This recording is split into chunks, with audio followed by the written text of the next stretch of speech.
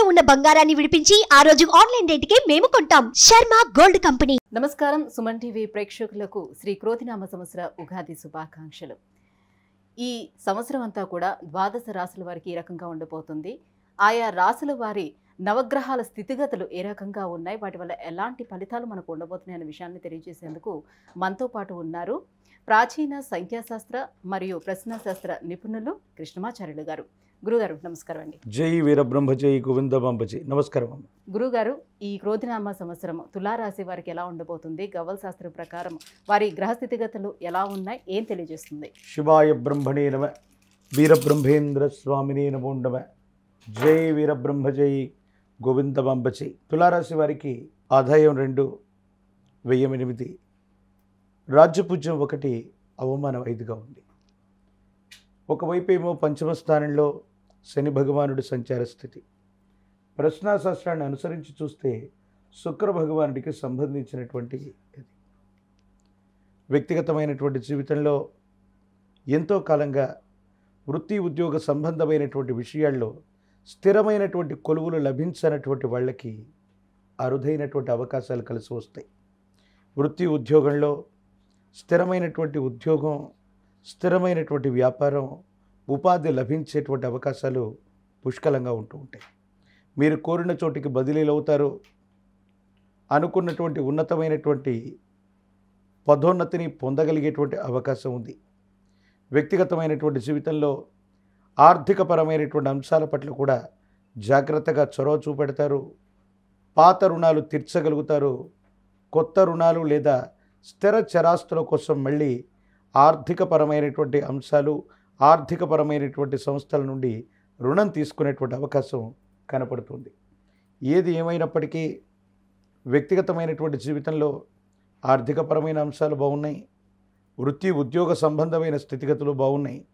కానీ ఎందుకో తెలియదు, వ్యక్తిగతమైనటువంటి జీవితానికి సంబంధించి ఏవో తెలియని అపోహలు, అపార్థాలు, అపనిందలు వచ్చేటువంటి అవకాశం ఉంది. మీ ప్రమేయం లేకపోయినా సంజాయిషి ఇచ్చుకోవాల్సిన స్థితిగతులు ఉంటూ ఉంటాయి. ఏది ఏమైనప్పటికీ తులారాశి జాతకుల యొక్క వ్యక్తిగతమైనటువంటి జీవితం పట్ల మాత్రం జాగ్రత్తగా ఉండడం చెప్పదగిన సూచన. ఇక పంచమ స్థానంలో గోచారవశాత్తు ఈ సంవత్సరం మొత్తం కూడా ఇంచుమించుగా శుక్ర భగవానుడు పంచమ స్థానంలోనే ఉంటూ ఉంటాడు. కాబట్టి సంతానపరమైనటువంటి అంశాల పట్ల కొంత జాగ్రత్తగా ఉండటం చెప్పదగినటువంటి సూచన. సంతానం యొక్క విద్య, ఉద్యోగం, ఉన్నతమైనటువంటి స్థితిగతుల గురించే కాదు, వాళ్లకు సంబంధించినటువంటి ఆరోగ్యపరమైనటువంటి అంశాల పట్ల కూడా జాగ్రత్తగా ఉండడం చెప్పదగినటువంటి సూచన. గురుగారు, విద్యార్థులకు ఎలా ఉండబోతుంది? ఇప్పుడు విద్యార్థులు ఎవరైనా విదేశీయానం చేయాలి, విదేశాల్లోని విద్యను అభ్యసించాలనుకునే వారికి ఏ రకంగా ఉంటుంది? అలాగే రాజకీయ నాయకులు కూడా. విద్యార్థులకి అనుకూలవంతమైనటువంటి కాలం. ఏకాగ్రతతో కూడినటువంటి చిత్తంతో వాళ్ళు మంచి ఉత్తీర్ణతని, ప్రథమ శ్రేణిలో ఉత్తీర్ణతను పొందడానికి అవకాశం ఉన్నటువంటి పరిస్థితి. ఇక రాజకీయపరమైనటువంటి రంగంలో ఉన్నటువంటి వాళ్ళకి ఇక అదృష్టం కలిసి రాకపోవటమో లేదా అదృష్టానికి దగ్గరగా జాతకం నడిచిన అనుకున్నవి జరగట్లేదన్నటువంటి మార్పులు మాత్రం కొంత మిమ్మల్ని ఇబ్బంది పెట్టేటువంటి అవకాశం ఉంది. ఇలాంటి స్థితిగతుల్లో తీవ్రమైనటువంటి జనాకర్షణ ఉన్నటువంటి నేతలు కూడా ఒక్కొక్కసారి అదృష్టం కలిసి రాక టికెట్లు లభించకపోవటం లేదా పదవి లభించకపోవటం, కొన్ని చిన్న చిన్న ఇబ్బందికరమైనటువంటి పరిస్థితులు ఉన్నాయి. కాబట్టి మీ లక్ష్యాన్ని సాధించేటువంటి వరకు మాత్రం ఖచ్చితంగా మీరు పోరాటాన్ని సాగించవలసిందే.